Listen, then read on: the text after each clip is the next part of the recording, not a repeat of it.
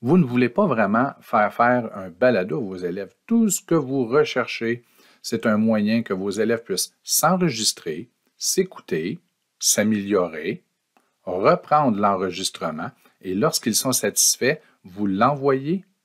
Bien, cette capsule est pour vous.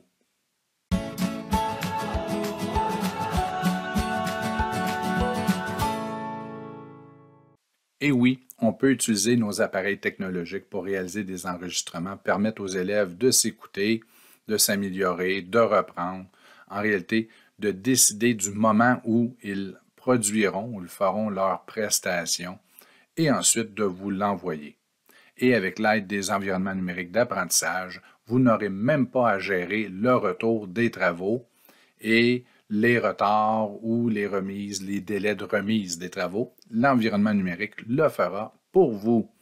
Donc, allons-y avec le scénario le plus simple parce que c'est souvent le plus efficace. En passant, si vous désirez réaliser des balados ou même des capsules vidéo, vous n'avez pas besoin d'un microphone exceptionnel. Je l'ai déjà mentionné en introduction, mais vous allez peut-être remarquer que j'ai maintenant un tout nouveau microphone et ce n'est pas parce que l'on parle de balado, mais bien parce que mon fidèle allié des 6 dernières années commence à rendre l'âme. Il laissait tomber certaines syllabes. Donc, j'ai dû procéder à l'acquisition d'un nouveau microphone puisque je réalise quand même plusieurs épisodes de balado et de capsules vidéo et je considère que ça vaut la peine, mais ce n'est pas nécessaire. Il ne faut pas tomber dans le panneau. Les microphones que vous avez sur votre ordinateur portable, s'il n'est pas trop loin de la bouche, va faire une très bonne job à enregistrer un balado. Il y a aussi le décor, donc l'éclairage pour le balado, on n'en parle pas, mais vous n'êtes pas obligé d'installer des panneaux acoustiques dans votre pièce pour avoir un meilleur son, bien que je viens de le faire. Et d'ailleurs, j'entends beaucoup moins d'écho lorsque je parle. Mais là, ça n'est absolument pas nécessaire. Il faut garder ça le plus simple possible. Allons-y avec le premier scénario. Vous désirez que vos élèves s'enregistrent, s'écoutent, reprennent aux besoins et vous fassent parvenir l'œuvre une fois complétée. Allons-y avec les démarches de A à Z. Pour la démonstration, je vais utiliser Classroom uniquement parce que c'est un peu plus rapide à mettre en place que Teams, quelques clics de moins, mais vous pouvez faire exactement la même chose avec l'aide de Teams en tant qu'environnement numérique d'apprentissage. Donc, allons-y. L'élève utilise un ordinateur PC, un ordinateur Windows pour réaliser sa capsule, son enregistrement ou son épisode de balado. L'outil le plus simple, c'est l'enregistreur vocal. Donc, vous cliquez sur la loupe, on inscrit enregistreur, les premières lettres d'enregistreur vocal. On ouvre celui-ci et tout ce qu'il vous reste à faire, et là, j'espère qu'il n'y aura pas de conflit, parce qu'un enregistrement dans un enregistrement, c'est jamais une bonne idée, je le mentionne souvent, mais allons-y, c'est de cliquer sur le microphone pour débuter l'enregistrement. Donc, allons-y. Voici mon premier enregistrement d'un balado ou de l'exposé oral ou de mon texte sur telle histoire. Une fois que c'est complété, allons-y, ça se peut qu'il y ait un peu d'écho. Voici mon premier enregistrement d'un balado. Finalement, là, je ne l'aime pas. Donc, allons-y, je supprime et l'élève peut reprendre. Évidemment, l'élève peut reprendre aussi souvent qu'il le désire, donc a la chance de s'améliorer. Et aussi, il peut décider du temps où il va réaliser l'enregistrement. Donc, ça pourrait être à l'école, comme ça pourrait être à la maison. Donc, pourquoi pas? J'aime mieux cet enregistrement-là. Déjà, je suis beaucoup plus satisfait. Évidemment, l'élève peut reprendre aussi souvent qu'il le désire. Donc, je suis satisfait, parfait. L'élève, là, vous avez plusieurs outils. On peut soit cliquer avec le bouton de droite ici, ou encore vous les avez ici dans la barre en bas. Partager, on ne s'en sert pas. On pourrait découper le début, la fin, si on a des espaces à enlever. Évidemment, supprimer le fichier. Modifier le nom. Allons-y. On va lui donner un nom pertinent. Et si jamais vous avez un problème de microphone, c'est dans les 3 points. Vous pouvez accéder aux paramètres du microphone. Et si vous cherchez où le fichier a été enregistré, vous pouvez choisir « Ouvrir l'emplacement du fichier ». Évidemment, ça l'a ouvert sur l'autre écran. Regardez, ça l'a ouvert ici. Et j'ai le fichier qui est ici.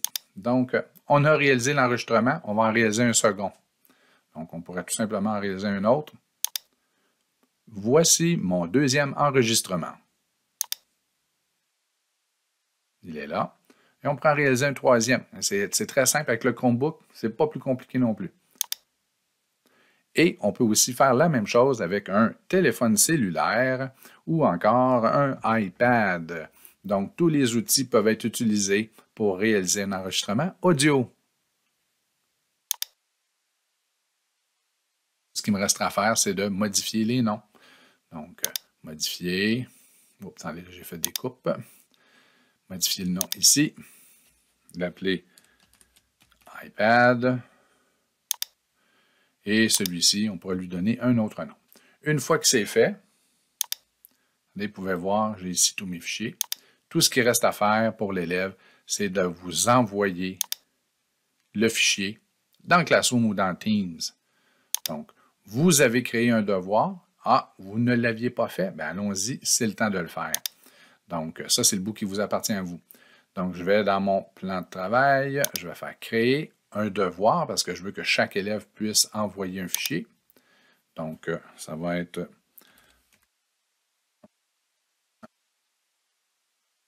« 14 ». D'accord? Instructions, on laisse les instructions au besoin. On n'ajoute aucun fichier. On peut, mais ce n'est pas nécessaire. Ici, on s'organise comme on veut pour que ça nous convienne. Est-ce qu'on veut que ça soit évalué, ainsi de suite, le groupe, tous les élèves ou uniquement certains élèves? C'est la même chose dans Teams. Est-ce qu'on désire l'ajouter à une semaine? Normalement, oui, mais là, je vais le laisser à l'extérieur des thèmes pour qu'il apparaisse en premier. Est-ce qu'on utilise une grille de correction, d'évaluation? Donc, vous pouvez faire une grille, atteindre des objectifs plus ou moins, puis bon. Donc, c'est ici et on peut la réutiliser. Et maintenant, je publie le devoir. Ça, c'était mon devoir en tant qu'enseignant. Et voilà, maintenant, le devoir est là pour tous les élèves. Donc, je vais ouvrir une session élève. Je vais accélérer le processus un petit peu.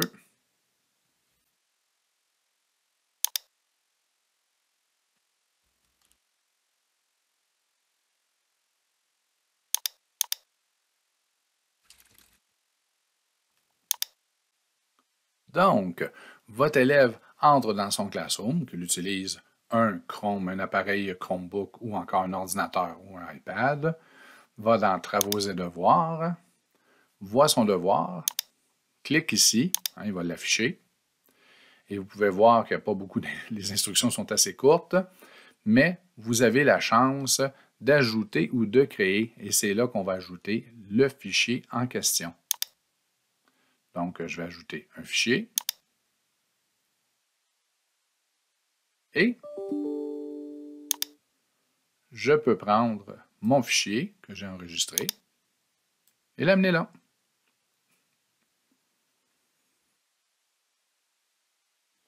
On laisse le temps au téléchargement de se réaliser et on rend le devoir. Et voilà. Donc, pour votre élève, ça, c'est limité à ouvrir l'enregistreur audio, vocal, s'enregistrer, fermer celui-ci, aller dans Classroom ou dans Teams, de joindre le fichier et de rendre le devoir. Et vous, en tant qu'enseignant, maintenant, si vous venez sur enregistrement de la semaine 14, vous pouvez voir qu'il y a un travail de remis. Et le fichier est là. Et vous pouvez l'écouter ici ou là. Évidemment, l'élève peut reprendre aussi souvent. Donc là, j'ai fait la démarche au complet. La vidéo dure 9 minutes. On coupe ça. J'espère que c'est un scénario utilisable pour vous. Évidemment, si vous êtes titulaire au primaire et vous n'avez que 14 élèves, alors ça se gère très bien et il n'y a aucune diffusion. Ça reste privé, ça reste dans les outils du centre de service, alors tant mieux. Mais si vous êtes spécialiste au primaire, vous avez 380 élèves, il y a peut-être une autre solution de procédé. Bien que celle-là fonctionnerait quand même aussi très bien. Bien, bon enregistrement et bonne écoute.